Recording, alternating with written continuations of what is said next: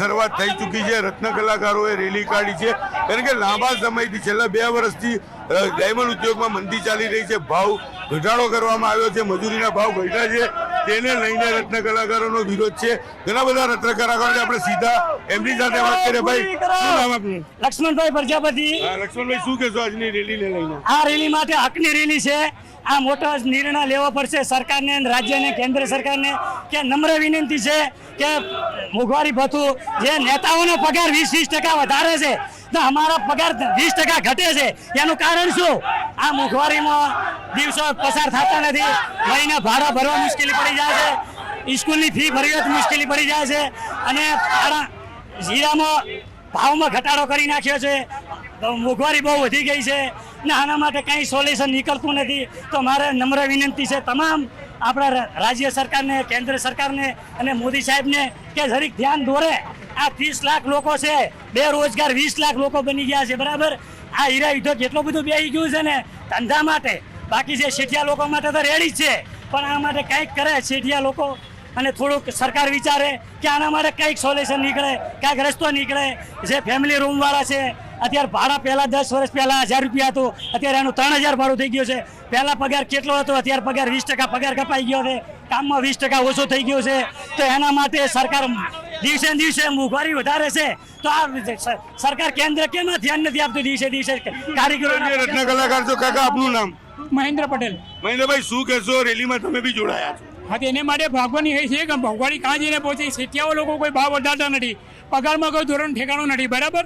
તો માણસ કેવી રીતે જીવી શકે? છોકરા હોય, બરાબર, એને માટે કાં જવું, કે ભણાવવું કે શું કરવું, કે ખાવું કે પછી એના માટે કોઈ કઈ ભાડા વધી ગયા એટલા બધા, કઈ જગ્યાએ કાં જવું ને શું કરવું એમ કોઈ વિચાર નથી પડતું, બરાબર? મંદીને લઈને રત્ન કલાકારો આપઘાત બી કરી રહ્યા છે। કર્યા રહ્યા છે, એટલી વાત છે કે એને માટે ડીડોસમાં મરી ગયા, કઈ હોય નહીં, મજબૂરી હોય તો માણસ કરે શું?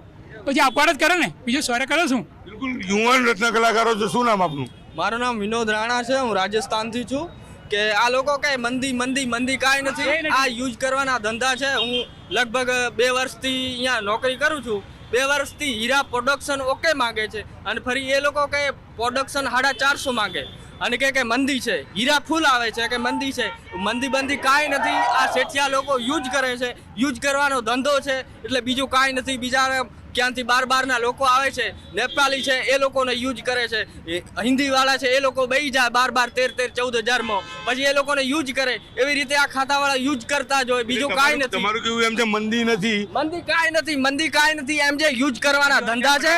મંદી હોય તો એટલા 400 450 પ્રોડક્શન માંગે, કોઈ ન માંગે, હીરા બંધ થવા જોઈએ, રજાઓ આવી જોઈએ, કેમ નથી આવતી? એમ જે યુઝ કરવાના ધંધા છે, બીજું કાંઈ નથી। આ બધા યુઝ કરે છે માણસોને। સુરતના આ ડાયમંડ ઉદ્યોગની ચમક ઝાંખી થઈ રહી છે, અને જે પરિસ્થિતિ રત્ન કલાકારોની છેલ્લા 2 વર્ષથી મંદીને લઈ છે, તેને લઈને રત્નકારો હવે રસ્તા પર ઉતર્યા છે। આપણે રત્ન કલાકારો સાથે વાત કરવાનો પ્રયાસ કરીશું, શું કેવું છે આપણે સીધા વાત કરીશું।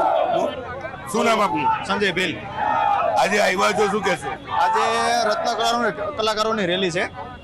આજે 20 દિવસ પહેલા અમે એલાઉન્સ કરેલું કે અમે રેલી કાઢવાના છે, એમ અમારી જે કાંઈ માંગણી છે એ પૂરી ન થાય તો અમે હડતાલ ઉપર ઉતારવાના છે। આજે અમારા હડતાલનો દિવસ છે।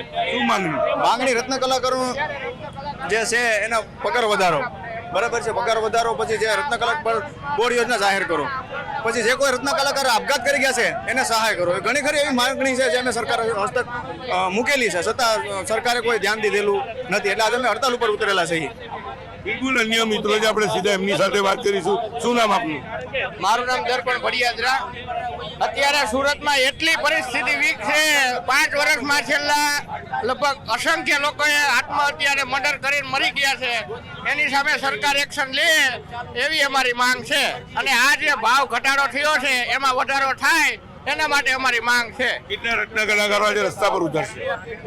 અત્યારે વરાછાના કતાર ગામના મૈદરપુરાના ટોટલી રત્ન કલાકારો રસ્તા ઉપર આવી ગયા છે। બધાની એક જ માંગ છે, ભાવ વધારો કરો, અને સરકાર જે પેકેજ માંગેલા છે અમારા રત્ન કલાકાર યુનિયન દ્વારા તરફથી, એ અમારા માંગને પૂરી કરો, અને એ પેકેજ અમને જાહેર કરો, એવી અમારી બધાની માંગ છે। રેલીની મંજૂરી નથી આજે,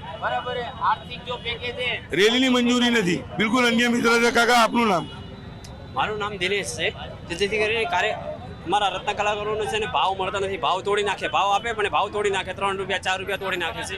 જેથી અમારી નમ્ર વિનંતી છે કે બધાને જે ત્રાસ આપે છે ને એ અમને છે ને બહુ સાથ આપે ને બસ અમારા સરકારની એટલી ફરી એકવાર દ્રશ્ય બતાવીશ કે પાછળ જે બેનરો સાથે આવી રહ્યા છે ત્યારે ભાવેશ ટાક પહોંચી ચૂક્યા છે. આગેવાન આપણે એમને જોડે સીધી વાત કરીશું.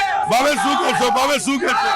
હવે રેલીને મંજૂરી નથી આપી, શું કહેવાય? અરે રેલીને મંજૂરી, આ લોકશાહી છે અને અમે લોકશાહી ઢબે ચાલનારા વ્યક્તિઓ છીએ અને રેલીની મંજૂરી પોલીસને કઈ રાજકીય પ્રેશર હોવાને કારણે કદાચ ન આપી હોય, પરંતુ અમે પોલીસ સાથે સંકલન કરી શાંતિપૂર્ણ રીતે આ રેલી કાઢવાનો પ્રયાસ કરીએ છીએ. રેલી અહીંયાથી વરાછા રોડ જવાની છે. અને ખાલી થોડોક સ્પેસ આપો, અમને થોડોક સ્પેસ આ રેલી સમગ્ર હીરા ઉદ્યોગમાં ફરશે.